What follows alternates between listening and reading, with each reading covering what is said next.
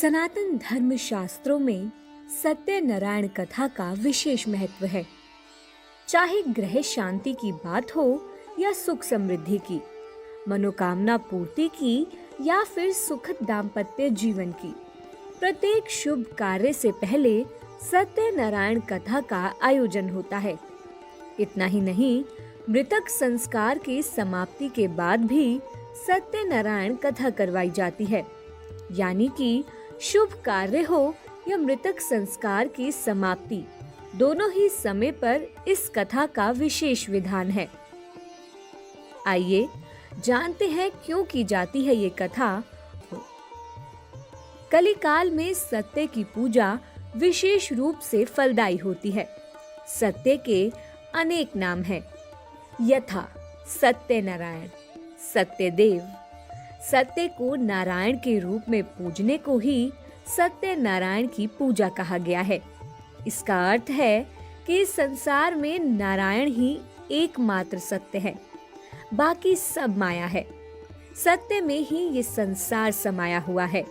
सत्य के बिना ये संसार कुछ भी नहीं होगा। धर्मशास्त्रों में कहा गया है कि सत्य रूपी भगवान विष्णु कलयुग में अनेक रूप धारण करके लोगों को मनोवांछित फल देंगे। पौराणिक मान्यता अनुसार सत्यनारायण कथा कराने से हजारों साल तक किए गए यज्ञ के बराबर फल की प्राप्ति होती है। साथ ही सत्यनारायण कथा सुनने को भी सौभाग्य की बात माना गया है। कहते हैं कि सत्यनारायण कथा सुनने वाले व्यक्ति को व्रत जरूर रखना चाहिए। इससे श्री हरि विष्णु द्वारा जीवन के सभी कष्टों को हर लिए जाने की बात की गई है। धर्म शास्त्रों के मुताबिक किसी की मृत्यु के बाद घर में सूतक लग जाता है। किसी भी तरह की पूजा पाठ नहीं की जाती।